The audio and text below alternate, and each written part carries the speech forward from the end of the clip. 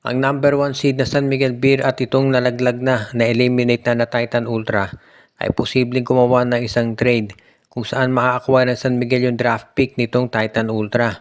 Ito ay importante para sa San Miguel dahil umaasa ang Beermen na sa susunod na conference sa Commissioner's Cup at sa Governor's Cup, hindi rin maganda ang ipapakita nitong Titan Ultra. So ibig sabihin tataas yung value ng draft pick nila. At parang yan ang iniintay ng San Miguel dahil gusto nila na maka-acquire ng mataas na pick para dito sa susunod na draft. Parang inaasahan daw ng management ng San Miguel na mga high caliber players ang maglalaro o mag-a-apply dito sa draft. At yan ang kanilang sabihin nating gustong gawa ng paraan. Gusto nilang makuha yung mga players na mag-a-apply para masiguro na magkakaroon sila ng constant talent na may dadagdag dito sa kanilang lineup. At kung magawa yan ng San Miguel, malaking bagay ito para sa kanila. Alam naman natin na ang SMB seryoso yan pagdating dito sa pag-maintain ng kanilang top talent at mukhang gagawin nga nila talaga yan sa pamamagitan ng pakipag-trade dito sa Blackwatch sa Titan Ultra. Ngayon, ang pag-uusapan dito kung sino yung pwedeng ipalit. Ang number 1 trade asset ng San Miguel ay itong si Jeron Teng at posible na isama ang kanilang rookie na si Chris Miller. Nandyan din itong si Royce Mantua and of course itong si Motao Tua, pwede rin nilang i-trade yan. So hindi mauubusan ng mga trade assets itong San Miguel.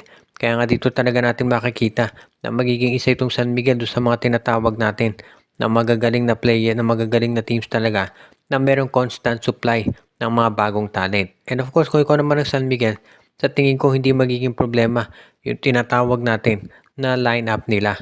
Kaya nga yung pagkuha ng draft pick mula dito sa Titan Ultra, magiging maganda yan para dito sa future ng koponan ni Coach Leo Austria. At yan din ang dahilan kung ba't asahan natin gagawa ng counter moves ng MVP group. Napag-usapan itong MVP group, mukhang gusto nilang kausapin ulit itong Converge FiberXs para pumasok sa isa pang trade. At ngayon daw gustong kunin ng MVP group si Larry Muyang.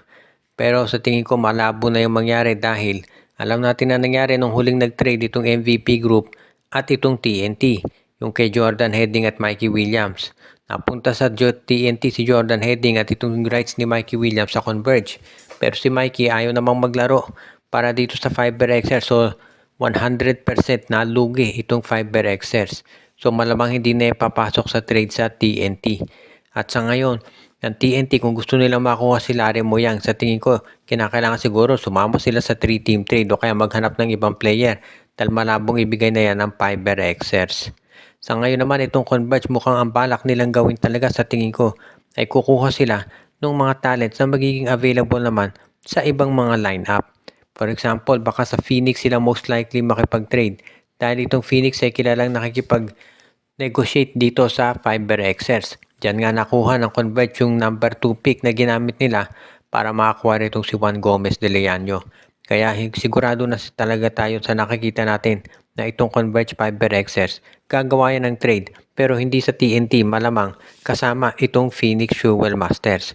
At kapag ito yung ginawa nila, sa tingin ko magiging mas makikinabang talaga ang Converge dyan, lalo na kung makuha nila itong si Kai Balungay o kaya si Jason Perkins. Iyan talaga yung mga players na kinakailangan ngayon ng Converge.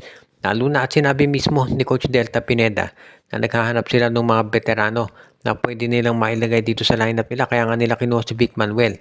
Kung maisasama pa nila itong si Jason Perkins, abay lalong magiging mas matindi yung mga veterans dito sa lineup.